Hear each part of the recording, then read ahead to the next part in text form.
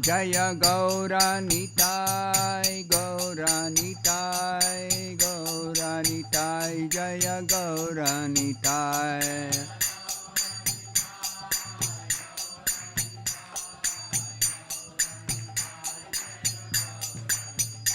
Jaya Srinivas, Jaya Lakshmi Narasimha, Jayo Ananta Dev, Lakshmi Narasimha, Jayo Ananta Dev.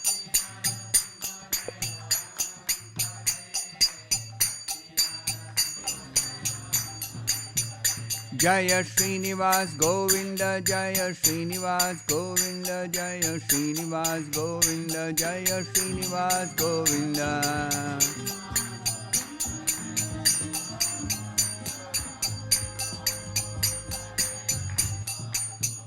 Jaya Jaya Prabhupada, Prabhupada, Prabhupada, Prabhupada.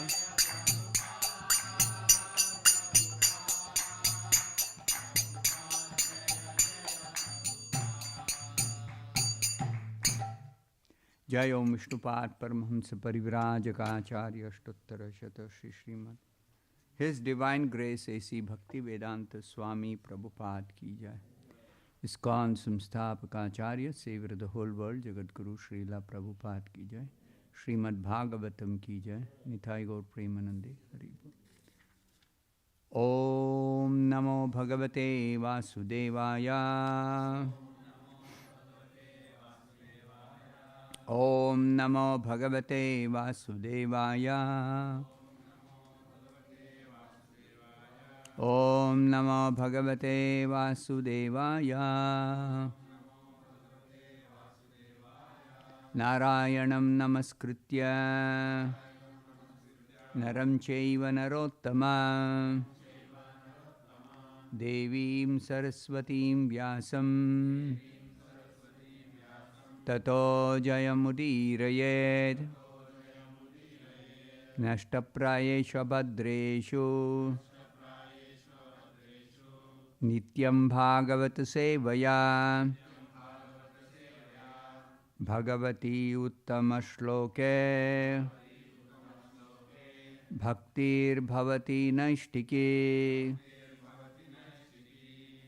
Reading from Srimad Bhagavatam, Canto 10, Chapter 7. This is a new chapter we are beginning. This chapter is entitled The Killing of the Demon Trunavarta. Text number 1 and 2. We'll read 1, and then I will chant by myself text 2. Shri Rajo Vacha Yena Avatarena Yena Avatarena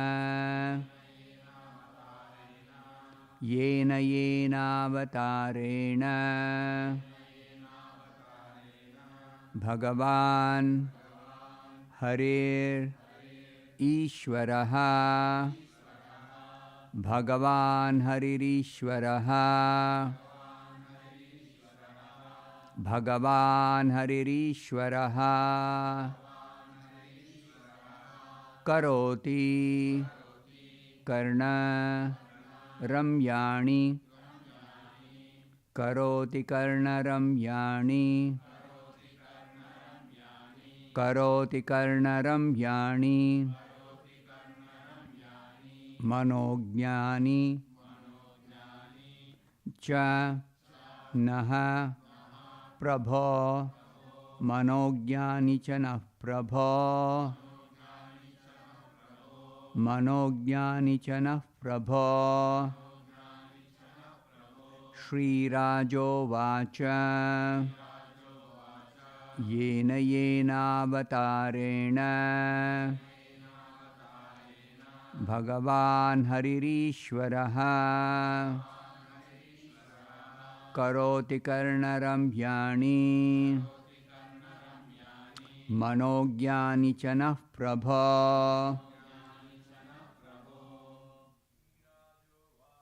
Shri Rajo Vacha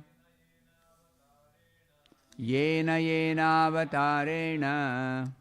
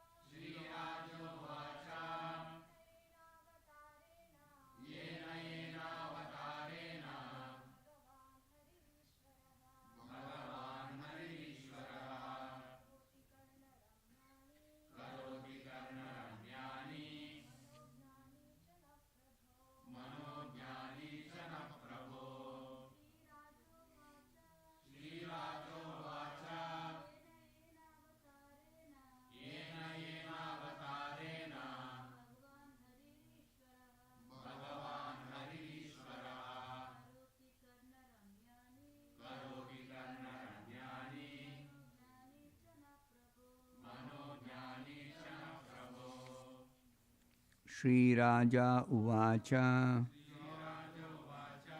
The king inquired. Okay, please chant, please chant. Yena yena avatarena Bhagavan Haririshwaraha Karoti Karnaramyani Manogyan cha nah prabho. Shri Raja Uvacha. The king inquired from Shukadev Goswami. Yena avatarena. The pastimes exhibited by different varieties of incarnations. Bhagavan, the Supreme Personality of Godhead. Harihi, the Lord. Ishwaraha, the Controller. Karoti, presents. Karnaramyani, were all very pleasing to the ear. Manakyani, very attractive to the mind. Cha, also. Naha, of us. Prabho, my Lord. Shukadev Goswami. So the second verse is also given along with the first verse. So I'll just read by myself. Please hear the second verse. Yashrunvato paiti aratir pitrishna sattvam cha shuddhyati achirena pumsaha bhaktir harau tat purushe cha sakhyam tadeva haram vadamanyase chet. Translation and purport by His Divine Grace A.C. Bhakti Vedanta Swami Prabhupada. King Parikshit said, My Lord Shukadev Goswami, all the various activities exhibited by the incarnations of the Supreme Personality of Godhead are certainly pleasing to the ear and to the mind. Simply by one's hearing of these activities, the dirty things in one's mind immediately vanish. Generally, we are reluctant to hear about the activities of the Lord, but Krishna's childhood activities are so attractive that they are automatically pleasing to the mind and ear. Thus, one's attachment for hearing about material things, which is the root cause of material existence, vanishes, and one gradually develops devotional service to the Supreme Lord, attachment for Him, and friendship with devotees who give us the contribution of Krishna consciousness. If you think it fit, kindly speak about those activities of the Lord. Please repeat this translation after me. King Parikshit said, My Lord, Shukadev Goswami, all the various activities exhibited by the incarnations of the Supreme Personality of Godhead are certainly pleasing to the ear and to the mind. Simply by one's hearing of these activities, the dirty things in one's mind immediately vanish. Generally, we are reluctant to hear about the activities of the Lord, but Krishna's childhood activities are so attractive that they are automatically pleasing to the mind and ear. Thus, one's attachment for hearing about material things, which is the root cause of material existence, vanishes, and one gradually develops devotional service to the Supreme Lord, attachment for Him, and friendship with devotees who give us the contribution of Krishna consciousness. If you think it fit, kindly speak about those activities of the Lord. Purport by Srila Prabhupada.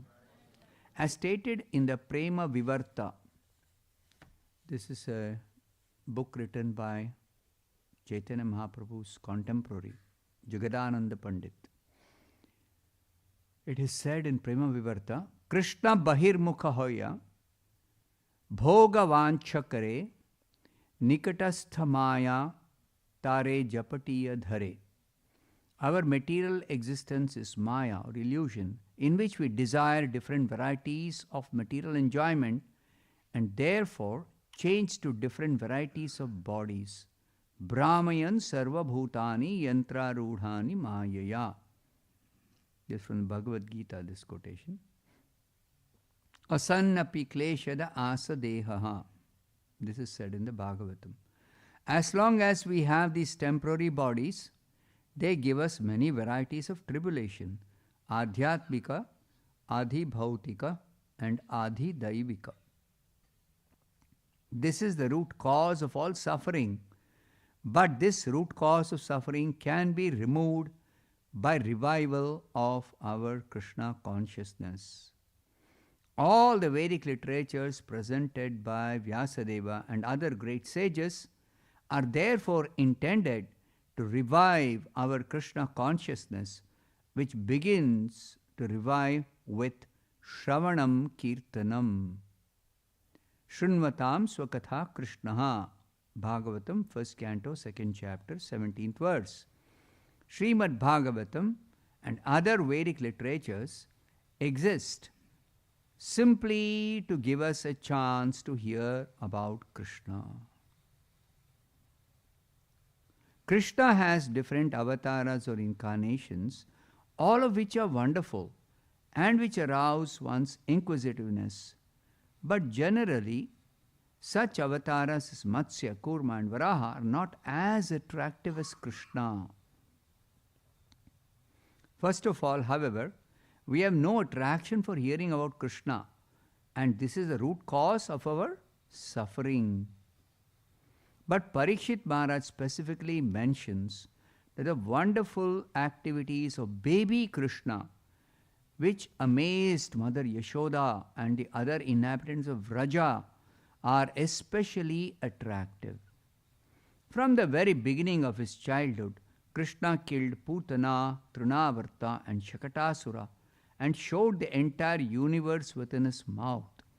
Thus the pastimes of Krishna, one after another, kept Mother Yashoda and all the inhabitants of Vraja in great astonishment. The process to revive one's Krishna consciousness is Adau Shraddha Tata Sadhu Sanghaha. Bhakti Rasamrita Sindhu 1.4.15. The pastimes of Krishna can be properly received from devotees. If one has developed a little bit of Krishna consciousness by hearing from Vaishnavas about the activities of Krishna, one becomes attached to Vaishnavas who are interested only in Krishna consciousness. Therefore, Parikshit Maharaj recommends that one hear about Krishna's childhood activities, which are more attractive than the activities of other incarnations, such as Matsya, Kurma, and Varaha. Wanting to hear more and more from Shukadev Goswami, Maharaj Parikshit requested him to continue describing Krishna's childhood activities, which are especially easy to hear and which create more and more inquisitiveness. Thus ends the Bhaktivedanta purport. Om Jnanatimirandhasya Jnananjanashalakaya Chakshurunmilitam Yena Tasmai Shri Gurave Namaha. Nama Om Vishnu Padaya Krishna Preshtaya Bhutale Srimate Bhakti Vedanta Swaminiti Namine. Namaste Saraswate Deve Gauravani Pracharine Nirvishesha Shunyavadi Paschatya Deshatarine. Jaya Shri Krishna Chaitanya Prabhu Nityananda Shri Advaita Galadhara Shri Vasadi Gaura Bhakta Vrinda. Hare Krishna Krishna Krishna Hare Hare, Hare Rama Rama Rama Hare Hare. Mukam karoti vachalam pangum langhayate girim yat kripatamaham vande Shri Gurum Dinatarinam. Yat kripatamaham vande Paramananda Madhavam. Yat kripatamaham vande Shri Chaitanya Ishwaram. Vancha kalpatarubhyascha kripa sindubhya eva cha patitanam pavanebhyo vaishnavebhyo namo namaha.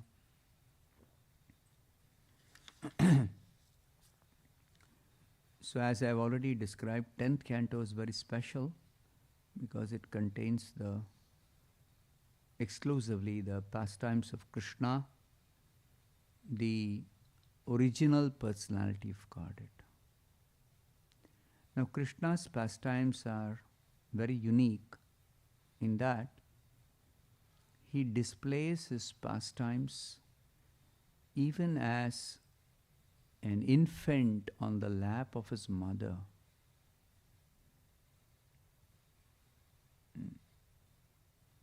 That Krishna appeared in his original form, first as Narayana, then as Krishna, is itself extraordinary. All other incarnations of Krishna,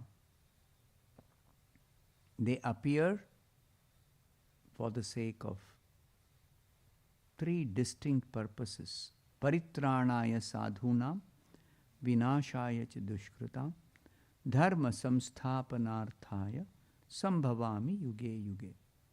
To protect the devotees, to destroy the demons, and to re-establish religious principles, especially in human society. For these three purposes, and the incarnation appears, performs these three kinds of activities, and disappears. Matsyavatara, Kurmavatara, Varahavatara.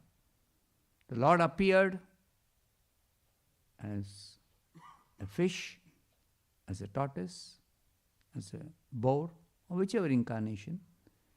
Then he has appeared for a very, very specific three purposes.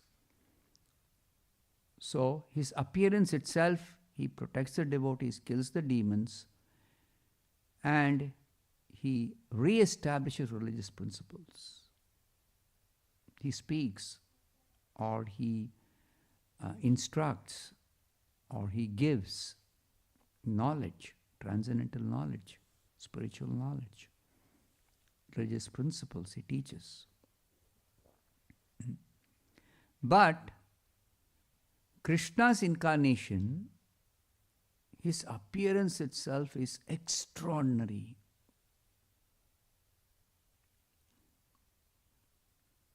Like there is so many disturbances on the earth, and the Devatas, they go to Lord Brahma. Brahma is unable to do anything to curtail these disturbances by the demons, because the demons have become extraordinarily powerful by misusing the laws of karma. And then even Lord Shiva, who is in a higher position than Lord Brahma, because Shiva is not a jiva. Shiva is a special incarnation of the Supreme Lord. Not exactly Vishnu Tattva, but he is in his own category called Shiva Tattva. So he displays some of the characteristics of Lord Vishnu, and he displays some characteristics of a jiva as a devata. So it's very difficult to understand Lord Shiva's position.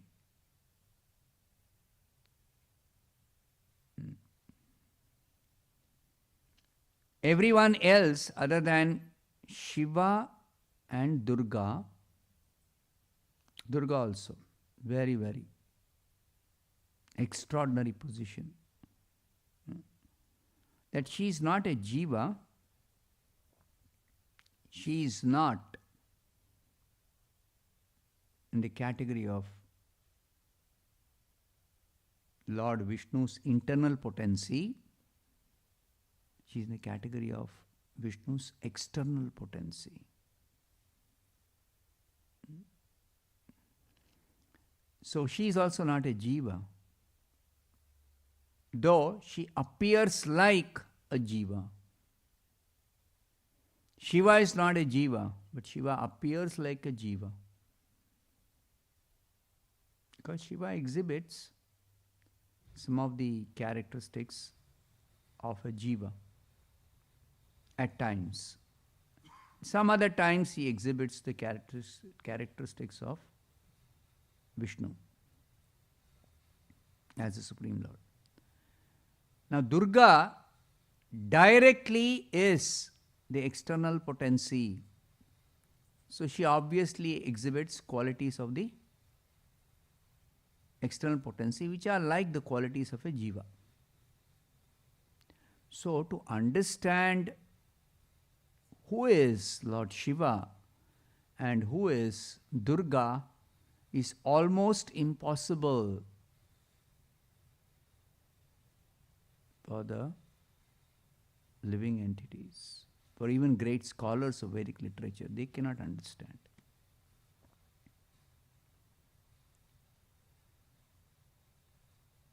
Then, when Vishnu appears,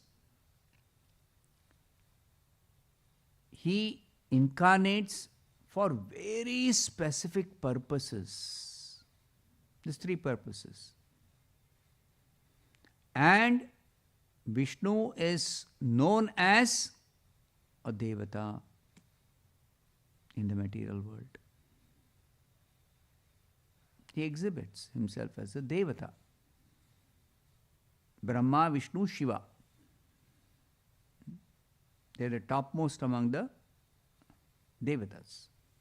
Three principal devatas. Durga Devi, she also has a very, very special position. But for those who simply study the Vedas ordinarily, Brahma, Vishnu, Shiva and Durga all are in the categories of devatas. That's all. But they are not, all the four of them are not devatas strictly speaking. In the sense they are not jiva. They are not living entities. Brahma, Vishnu, Shiva and Durga are not living entities. So this is where the difficulty in understanding their position comes.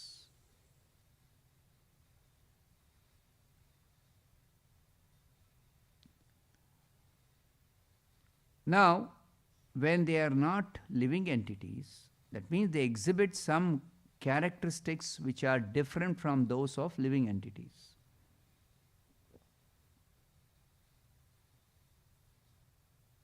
Primarily, every living entity is entangled in this material world, is suffering the threefold miseries in different ways, is actually completely in ignorance about who I am, what is this world, who is God, what is the absolute truth, completely in ignorance, even by birth in this material world, or at the time of creation, in the beginning of the creation, and is engaged in a hard struggle for existence. Now, all these characteristics of the jiva are completely absent in these four personalities.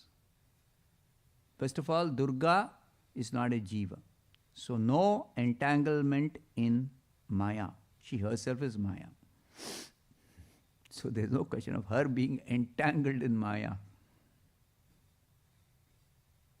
She never suffers any threefold miseries.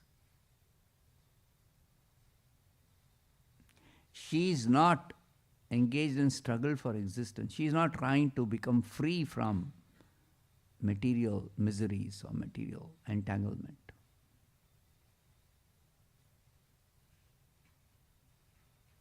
She is always liberated.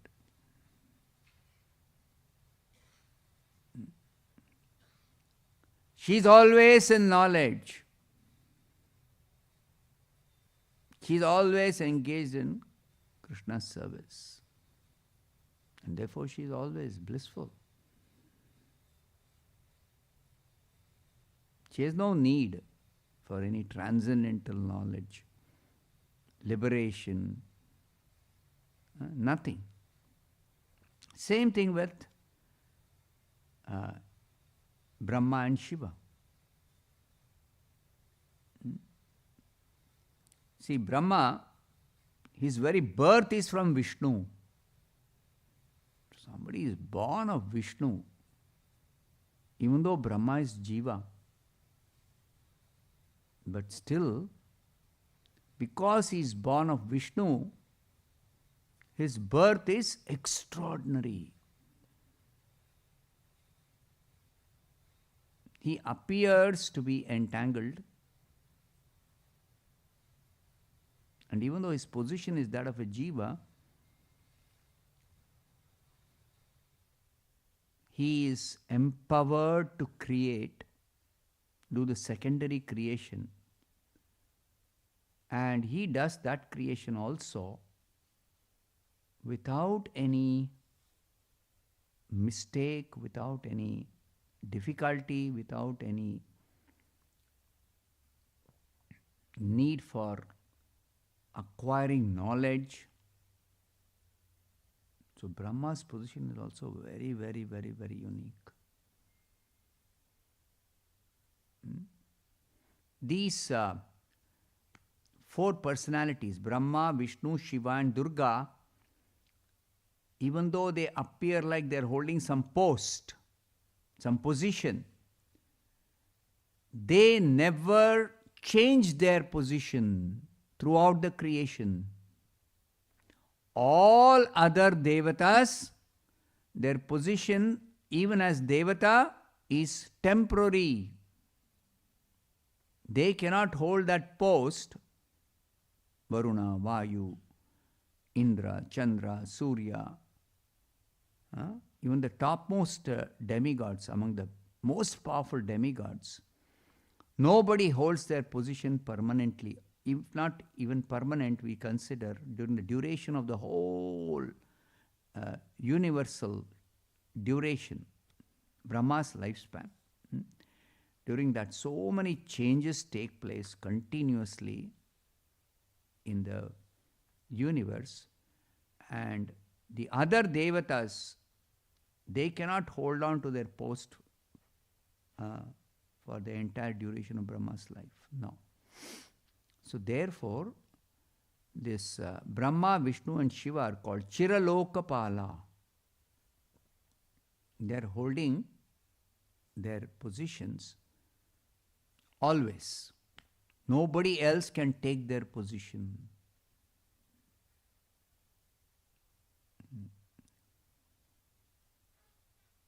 Now, in another category called pure devotees, they also come to this material world. And they are even more difficult to understand because they take birth like ordinary human beings.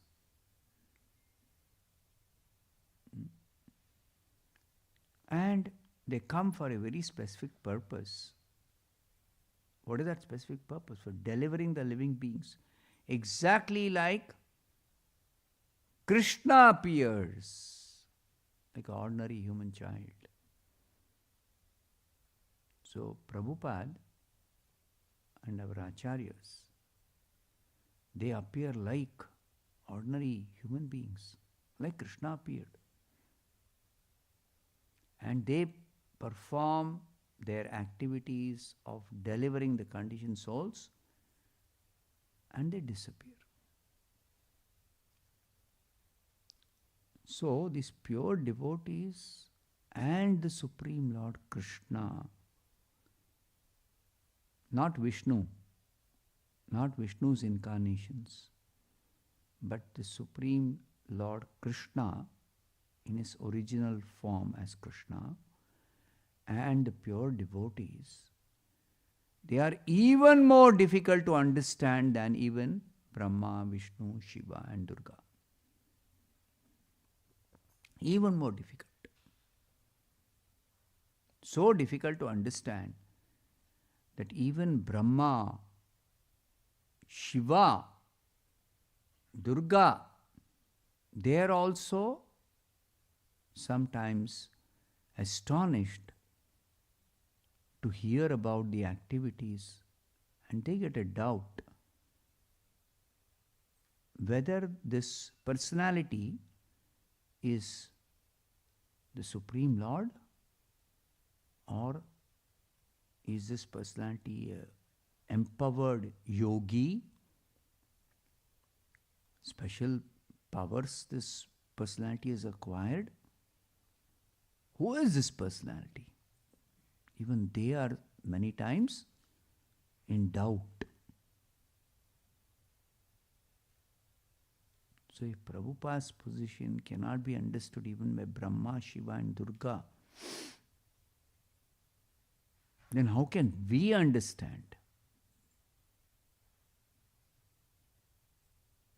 Similarly, Krishna also. Krishna's position is not understood. Who is Krishna? Krishna also, sometimes he displays characteristics of an ordinary human child.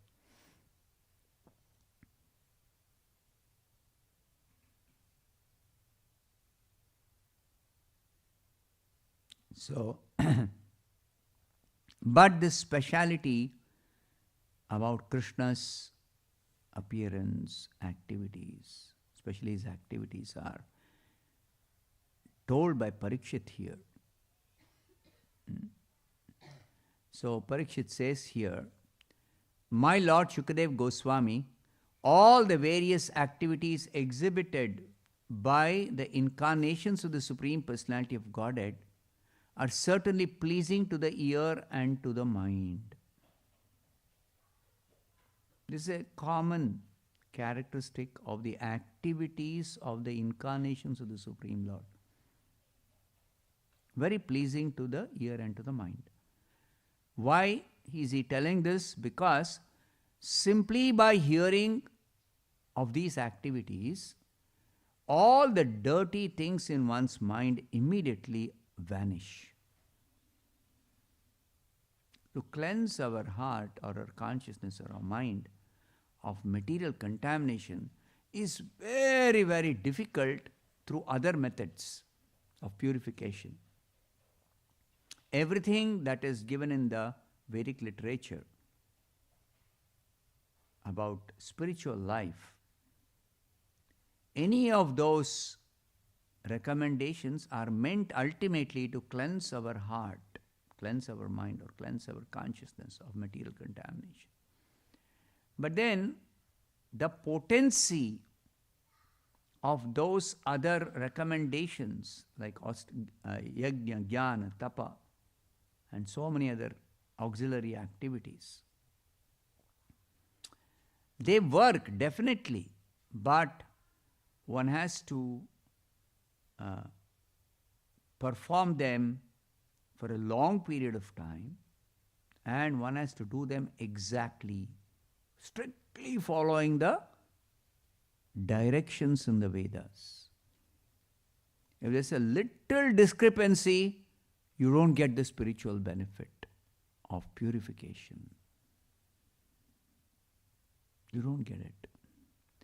Whereas hearing about the transcendental activities of the Supreme Lord in His various incarnations, first of all, these activities are very pleasing to the ear and the mind.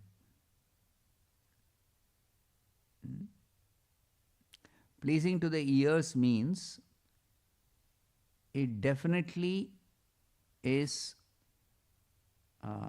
appealing among so many different things, sounds we hear. Material sounds, we always make a distinction.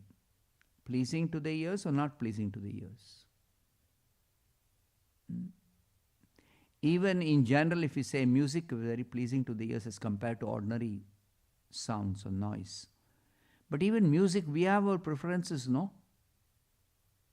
Does everybody like every kind of music? No. So we have preferences. Even though everybody will agree, music is not like noise, ordinary noise. But we have our preferences. But the description of the activities of the Supreme Lord in His various incarnations are necessarily pleasing to the mind. When it says pleasing to the mind, minds of everyone or anyone who hears them. Simply have to hear. Even unwillingly, even unknowingly, unconsciously.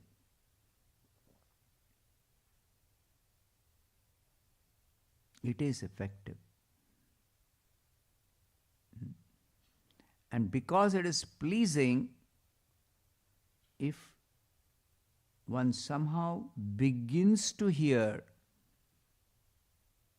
then it is guaranteed that one will continue to hear.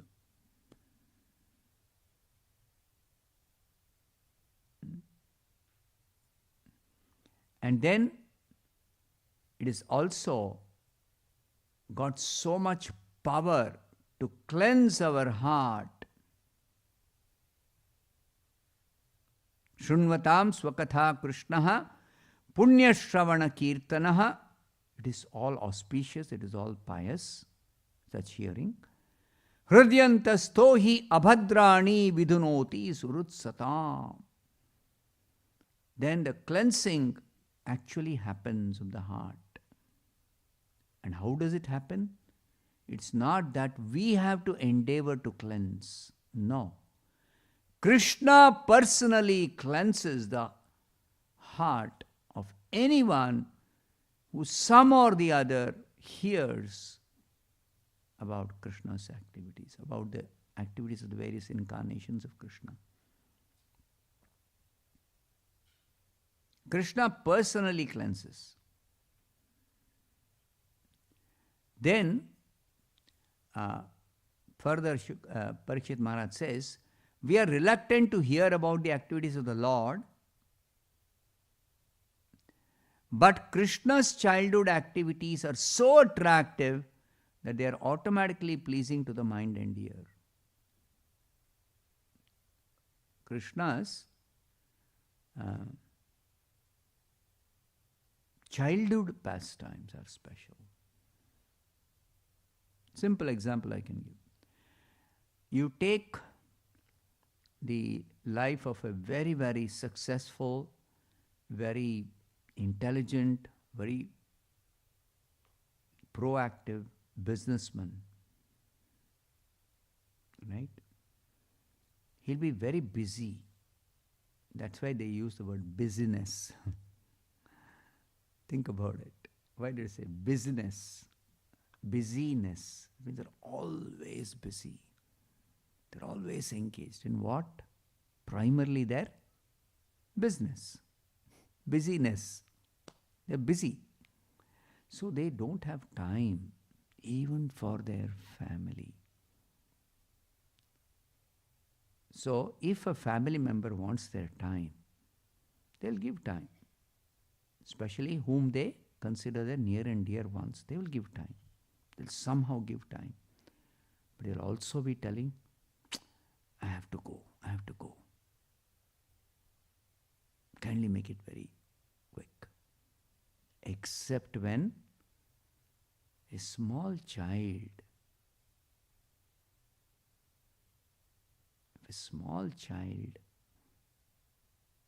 whatever it does, whatever it wants, it will get from its father or mother, especially the father, who's always busy. And what will the child do? Simply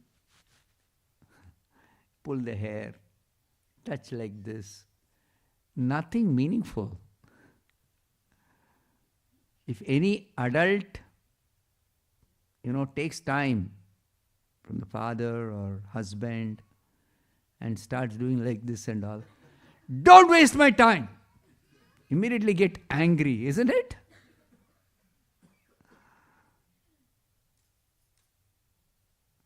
Whereas a child, it does nothing meaningful. But because it's a child, everything about the child is so attractive. Is it not? Anything it does, it can hardly speak, but if it starts speaking, parents, father, mother, everyone is so astonished. Oh, it started speaking. Even if what it speaks doesn't make sense, they will try to make sense out of it. Why? That is called love. That's a characteristic of love. Krishna, the Supreme Personality of Godhead, has appeared as son of Mother Yashoda. Now, Krishna is always Krishna. Even when he appears as a small child, he is not like ordinary Jiva who appears, takes birth as a child and is in ignorance. No, he is not in ignorance. But he acts like a child which is just born, doesn't know anything. Mother Yashoda is astonished that my child has started speaking like any other ordinary mother. My child has started speaking. Mother Yashoda, she'll call Nanda Maharaj. See, Krishna has started speaking. Kanha. Oh, Kanha is speaking? Oh, what is he speaking? Something he is speaking. Whatever he speaks. So, Krishna's childhood pastimes, if an ordinary child's activities, especially when it's very small, are very attractive to its parents, Krishna, the supremely powerful, supreme personality of Godhead, with all wonderful qualities, wonderful characteristics, unlimited quantity, he begins to speak, he begins to play. then that will be even more attractive. That's why the name Krishna, Prabhupada says, is the most suitable name of the Supreme Personality of Godhead, simply because he is all attractive. Everything about Krishna is attractive. Everything about Krishna. When Vishnu kills the demons, then the demons are not, the other demons are very, very angry. Other demons are very angry. But when Krishna killed Putana, first of all, the demons cannot even make out that Krishna has killed the demon. Small child, she went with poison smeared on her breast. She tried to feed. Something happened. She couldn't kill the child. First thing, she was unsuccessful. That is bewildering. She has killed so many children. This small infant, 10-day-old baby. They don't even know he's the Supreme Lord, by the way. Nobody knows. Even Yashoda doesn't know. Who else will know? And then she tried, but before that, her lifespan is over. No, it happens, no?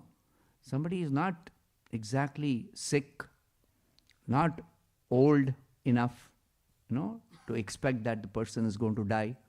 Person dies. What happened? Over, that's all. In general, we all know somebody may die even when they're not old, even when they're not sick. So, she died, finished. Before she could do that, she died. This is what they'll conclude. Somehow she could not kill this child. Okay. So Kamsa, Putana was unsuccessful. Let me send one more demon. Demon after demon after demon is coming to Vrindavan. And Krishna is just a small child and a small boy, cute little boy. He's playing with his coward boyfriend. What is he doing? Even with the devotee, he's playing with Mother Yashoda, stealing butter. Who will think that God has come as a child and is stealing butter? And his childhood activities, later on the descriptions are there, it is bewildering. He plays police and thief with the other boys, and if he is losing, he has to carry them on the back. And they'll all nicely ride on his back. And somebody will tell, he's God. He's God. He's carrying that other boy on his back. What is he doing? What is God doing? Even the sages sitting, the saintly persons, all categories of saintly persons have come to hear Shukadeva Goswami. Because they know he's the greatest transcendentalist. So he's speaking. Initially he's telling Janmadhyasya Anvayat Itartas Chatish. So they're all very seriously sitting and hearing. He's speaking something, big philosophy. Correct? The first 3 verses of the Bhagavatam. Very difficult to understand. Srila Bhakti Siddhanta Saraswati Thakur, in Dhaka, he was giving lectures on the Srimad Bhagavatam. He just spoke on one verse. The first verse of the first chapter of the first canto of Srimad Bhagavatam. He spoke for 3 months continuously. Every day, the same verse. Because that contains the essence of the entire Vedanta Sutra and essence of the entire Bhagavatam, essence of the entire Vedic literature. It's a composition of Vyasadeva. Bhagavatam is like that. One verse. That one verse. Chaitanya Mahaprabhu, he spoke to Saram Bhattacharya, explained the meaning of one Atmarama verse in the Bhagavatam. He first told, use your scholarship and tell me what are the different meanings of this verse. Yeah, there are more meanings than one, Saram Bhattacharya told the Lord from his study. He explained it in some 8 different ways. Then Chaitanya Mahaprabhu said, very good, very good. Then Saram Bhattacharya requested, kindly explain to me this verse because it has got more than one meaning. You kindly explain to me, my dear Lord. Chaitanya said, okay. He gave 18 different meanings. Sarvam Bhattacharya was astonished. Then he understood. Chaitanya Mahaprabhu is the Supreme Lord Himself.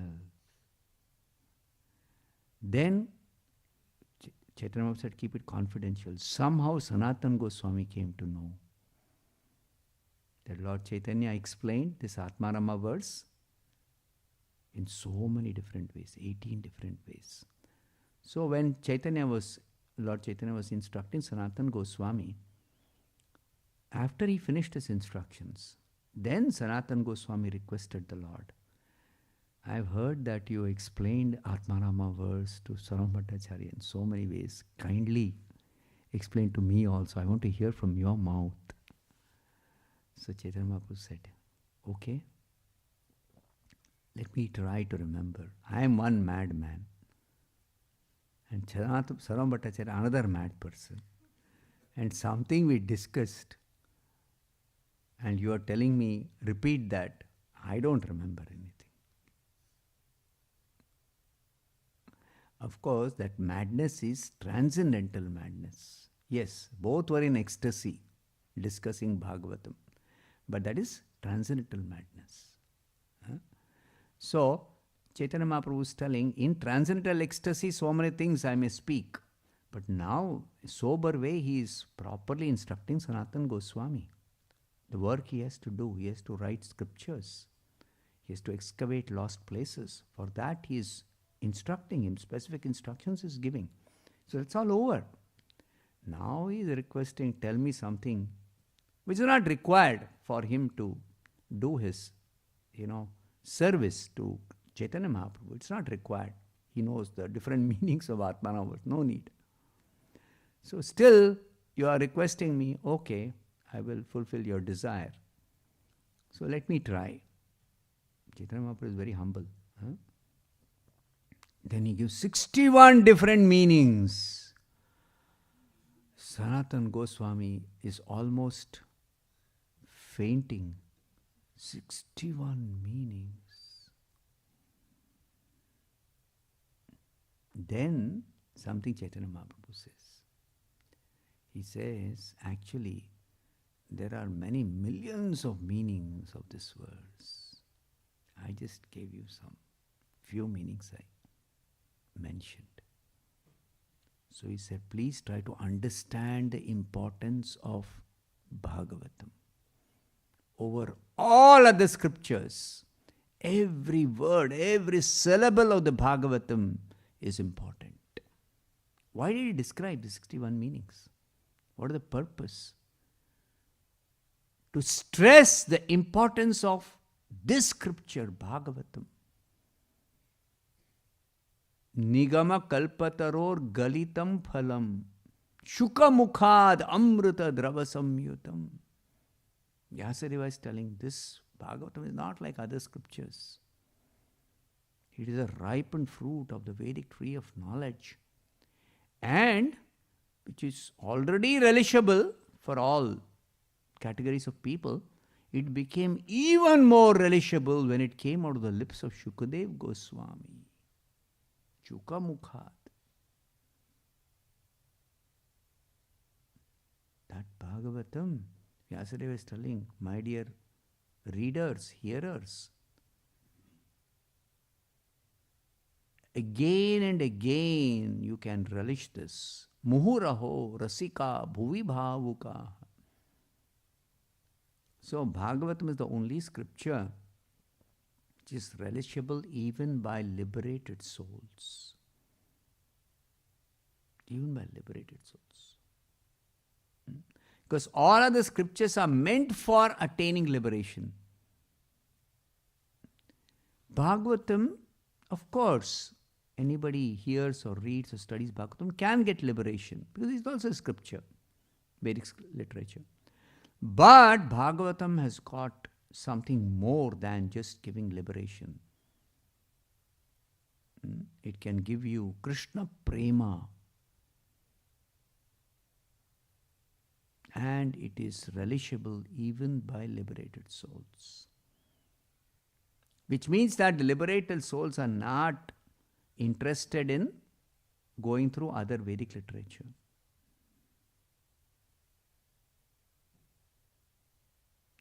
See? So, what is there in the Bhagavatam which is so very relishable?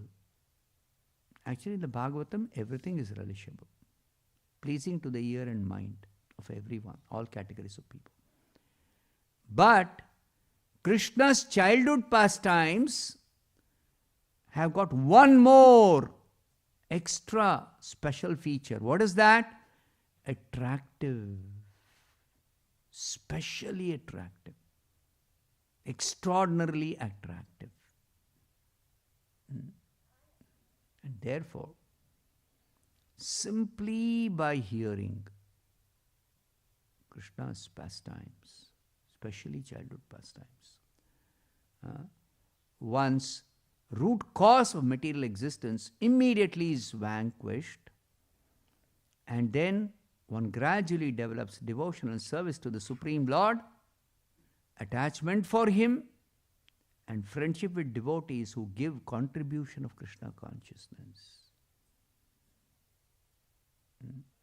Therefore, Parikshit is telling, if you think it fit, kindly speak about those activities. Kindly speak about those activities. I'll stop here. Grantaraj Srimad Bhagavatam ki jai. Srila Prabhupada ki jai.